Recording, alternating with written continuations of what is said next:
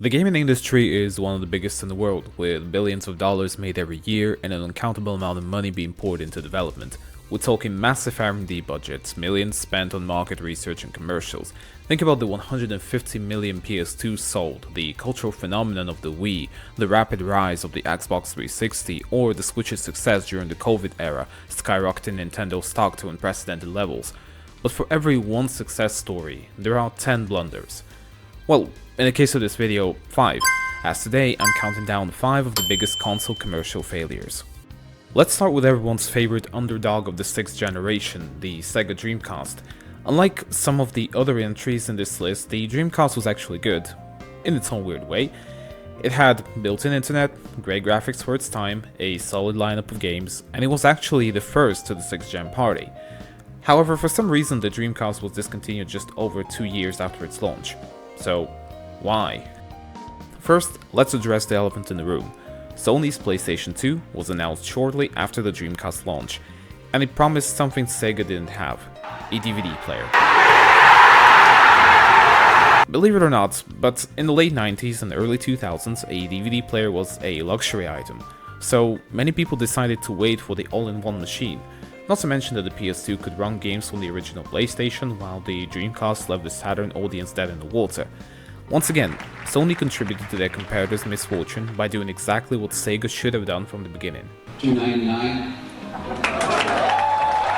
In my mind, one of the biggest reasons why the Dreamcast failed was a lackluster third-party support, with companies like Square and EA ignoring the console for one reason or another, meaning no Final Fantasy, no FIFA, and no Need for Speed. I know this may sound rather weird today, but back in the late 90s to early 2000s, people actually looked forward to new games from Electronic Arts, known to the public as the kings of sports games. The Dreamcast underperformed in the West because EA refused to support the system after a dispute with Sega, which had an in-house lineup of sports titles being made. Sure, there's a silver lining to it all, with Sega launching the 2K series and developing a bunch of cult classics, but by now we all know how that turned out. Another key factor, and most likely the reason why the Dreamcast didn't get proper third-party support, was Sega's questionable reputation that was damaged by their blunders of the early to mid-90s. I mean, where do we even begin? The countless Genesis add-ons, or the surprise launch of the Saturn costing $100 more than the PS1, not to mention that it was notoriously hard to develop for. Makes sense that companies decided to avoid Sega's latest console in favor of more popular systems. In the end, Sega sold about 9 million units, which sounds okay until you realize that the PS2 sold over 1 million in a matter of days since its launch. Sega needed much more to stay afloat. It was their final console before they quit the hardware business altogether. And this is one of the consoles on this list that genuinely upsets quite a lot of people, as it did have tons of potential and could have been the saving grace for Sega. But sometimes, things aren't just meant to be. The more I look into it, the more this console's story almost entirely repeats the Dreamcast, with many similar mistakes that thankfully didn't lead to the maker's collapse. How do you follow up the most successful console in the company's history? Nice car. The Wii was a sensation, attracting an entirely new audience to the brand. So, with their work cut out for them, Nintendo in 2012 decided to confuse everyone by releasing the Wii U. First, there was the identity crisis. The name Wii U and the focus on the gamepad with an additional screen led many casual consumers to believe that this was just a $300 tablet accessory for their existing Wii, not a brand new console. I mean, even the presentations where they should have clarified what the Wii U was didn't help the cause. Secondly, it was barely more powerful than the PS3 and the Xbox 360, 7-year-old hardware at the time, mind you. When the PS4 and the Xbox One arrived 1 year later, third-party developers jumped ship immediately, continuing the trend of Nintendo consoles being home to movie tie-in games and other glorious shovelware. Sure, there were some weird versions of popular games stuck somewhere between Full HD and whatever resolution the Wii U could handle, but I can't imagine someone really having a good time with these. Even Nintendo struggled with the transition to HD gaming, leading to massive gaps between major first-party releases, and no first or third-party support spells disaster for any system. Selling only 13.5 million units, the Wii U is Nintendo's worst-selling home console to date. However, there was a light at the end of the tunnel, with Nintendo going back to the drawing board, making the necessary tweaks, which led to the birth of the Switch. And we all know how that turned out.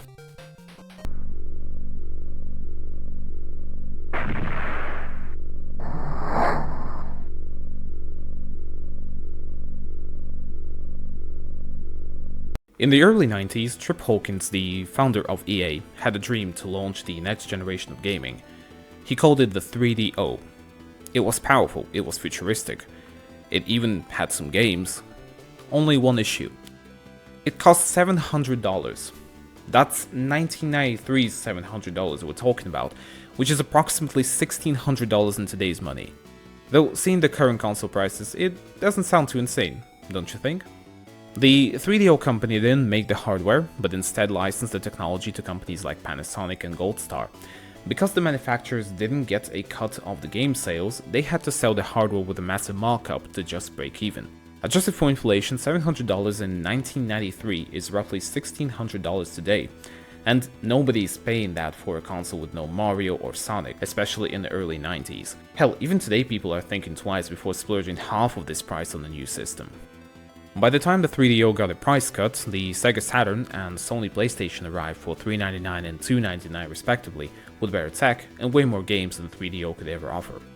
It was a rich man's toy that failed to find the market, eventually fading into obscurity as a cautionary tale for tech licensing. The 3DO company transitioned over to third-party development until its eventual bankruptcy in 2003. Pippin. Did you know that Apple once partnered with Bandai to make a console? And no, it didn't look like an iPhone, not even like the Apple Vision. It looked like a beige nightmare. The Pippin was intended to be a hybrid between a cheap computer and a gaming machine, based on a Macintosh and manufactured by Bandai. Interestingly enough, this was actually Bandai's idea to create a scaled-down Macintosh that they pitched to Apple in 1993. This integral part of the consumer audio-visual stereo and television environment was sold at $599 per system. You could get an N64 at half the price. It was a terrible computer and a mediocre game console. It was underpowered, used sole CD-ROM tech, and had a library of only about 18 games in the US. Apple didn't actually manufacture it, they licensed it to Bandai. Marketing was non-existent, and developers had zero interest in making games for a machine with no user base.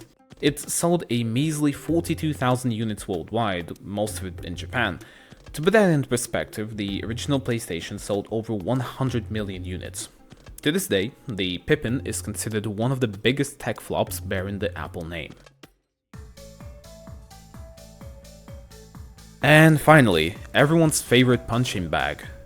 Before the Oculus Rift, the Vision Pro, and the highly anticipated Steam Frame, Nintendo tried to bring VR to the masses in 1995 while giving themselves more time to complete the N64.